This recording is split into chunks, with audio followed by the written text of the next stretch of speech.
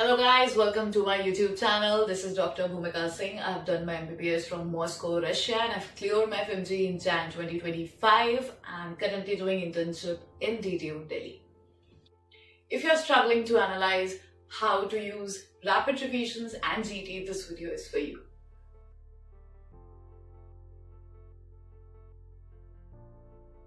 So there are two ways through which we can actually use the rapid revisions.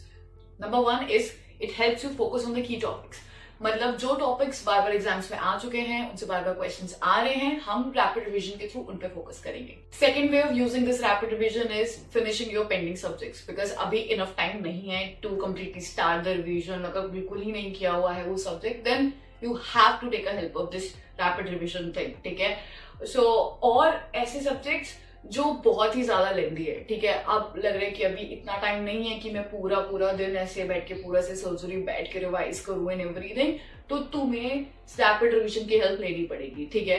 कि आप जब rapid revision करते हो ना तो फटाफट रिवाइज कर सकते हो.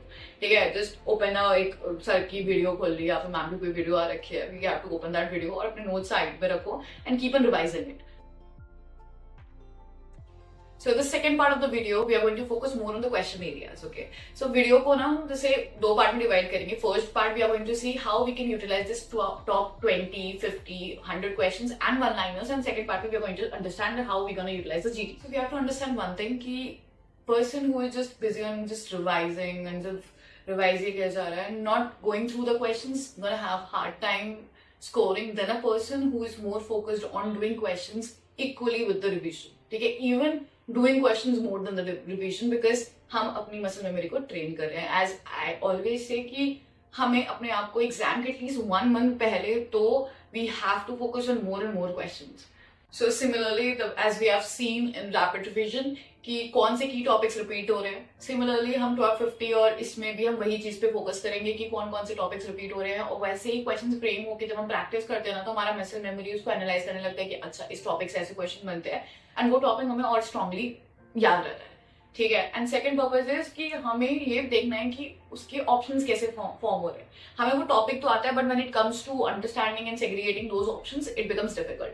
सो जब आप टॉप 25 क्वेश्चंस, 50 क्वेश्चंस, 100 क्वेश्चंस जो आने वाले हैं अभी टीचर्स जो सारे इंस्टीट्यूट्स रिलीज करेंगे, so you can take help from that.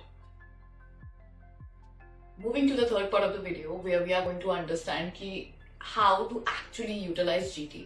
Because बहुत सारे मिसकंसेप्शंस एंड मिथ है जहाँ पे हमें ऐसा लगता है कि जीटी का स्कोर बहुत इंपॉर्टेंट है, जीटी की रैंक बहुत इंपॉर्टेंट है. In reality the real purpose of GT is very different. So we are going to focus on what are those real purposes. Okay, starting with the first purpose is first we have to understand the exam format through GT कि हमें कितना time लग रहा है, हमें कितनी duration लग रही है. सो हम जो अपना फर्स्ट जीटी रखेंगे हम इसी पे फोकस होकर फर्स्ट जीटी को इसीलिए रखेंगे ताकि हम एनालाइज कर सके कि पेपर कैसे आता है, कितना गैप होता है, कितना टाइम लग रहा है and for that. Okay.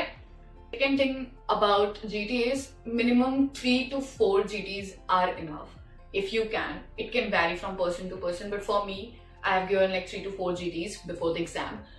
And GT देने के टाइम पे ना you have to remember this one thing more, that जो लैंग्वेज आती है एग्जाम की, so you don't get into a very ऐसा शॉक में नहीं चलो जो एग्जाम में कि अरे ये क्या लिखा है everything. You have to give that GT and understand कि लैंग्वेज थोड़ी टफ हो सकती है, बहुत सारी क्लिनिकल हो चुकी है. सो जस्ट वन लाइनर्स तो रहे ही नहीं है. So the point is to understand the language of paper, to train your mind also कि यार पेपर ऐसा भी आ सकता है. So for that you have to give GT. ठीक है. Moving to the third point which is very important, that हम जीटी देने का वेट करते हैं कि अब मेरा सारा रिवीजन हो जाएगा, मेरे 90 सब्जेक्ट्स खत्म हो जाएंगे तभी मैं जीटी देने जाऊंगी. प्लीज, बिकॉज ऐसा नहीं हो पाता कि आप 19 सब्जेक्ट को लेके कभी भी ऐसे कंप्लीटली श्योर हो पाओगे कि हाँ अब हो गया अब दूंगा मैं जीटी. ऐसे नहीं होता है. ठीक है. मैंने फर्स्ट अंडरस्टैंडिंग में निकाला एंड सेकंड एंड थर्ड जीटीज को मैंने स्प्लिट किया. मैंने 19 सब्जेक्ट्स हैं, 10 सब्जेक्ट्स लिए for the first GT and मैंने उस टाइम जीटी देते वक्त उन्हीं 10 सब्जेक्ट्स पे फोकस किया और मैंने उन्हीं क्वेश्चंस पे ज्यादा एनालाइज किया. बाकी क्वेश्चंस भी अटेम्प्ट करे बट मुझे क्लास में मैंने कितना पढ़ा था, कितना मुझे याद है नहीं याद है, उस बेसिस पे मैंने करे थे. ठीक है. सो जब आप उस बेसिस पे देते हो ना तो आपको इतना बर्डन नहीं होता है एंड आपका रिविजन बहुत क्विकली हो जाता है. बिकॉज मैंने एक डेडलाइन रखी कि यार अगला जीटी इस डेट को है, राइट. तो मेरा रिविजन होगा कि यार मुझे इन दिनों में ना ये 10 सब्जेक्ट खत्म करने ही करने. So this will actually quicken your revision. Leading to the fourth point that जो बचे हुए 10 सब्जेक्ट्स हैं, now we are going to prepare that for our third GT. Third GT पे एक और चीज ध्यान रखना कि try to give one GT जो कि ऑल इंडिया हो, ठीक है, सो दैट जो दूसरे कोचिंग इंस्टीट्यूट है ना, वो कैसा पेपर बना रहे हैं, उनकी लैंग्वेज क्या है, जब आप वो वाला भी दोगे और उसमें भी आप स्कोर करोगे ना, तो you will get better insight. Okay, moving to the point fifth, that don't give GT 10 to 7 days before the exams. Please don't give. ये राजीव धवन सर ने बहुत बहुत ज्यादा बोला है कि पेपर के 1-2 हफ्ते पहले ट्राई करना not to give any GT at that time, ठीक है।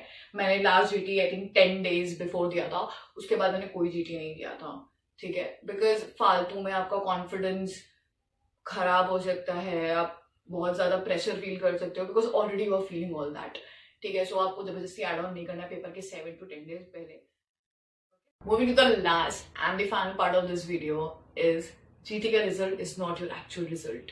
GT को हम एक्चुअल पर्पस के लिए ही यूज करेंगे, जैसे हमने पूरी वीडियो में समझा। दैट इज हमें अपना रिविजन फटाफट खत्म करना है, एंड सेकेंड पार्ट अपने आप को एग्जाम डे के लिए प्रिपेयर करना है, एग्जाम के फॉर्मेट के लिए प्रिपेयर करना है, एग्जाम की लैंग्वेज में अपने आप को अडेप्ट करना है। That's it. जीटी के स्कोर, जीटी की रैंक से अपने आप को मेजर करके बिल्कुल भी डिमोरलाइज नहीं होना है, अपने आप को किसी से कंपेयर नहीं करना है। मेरा खुद का जीटी का स्कोर कम आया था, एग्जाम में I scored more than that. So किसी का स्कोर अगर 200 के ऊपर आ रहा है, it doesn't means you are any less, okay. And if I can make it happen, you guys can make it happen too, okay? So that's it for this video. Thank you for watching.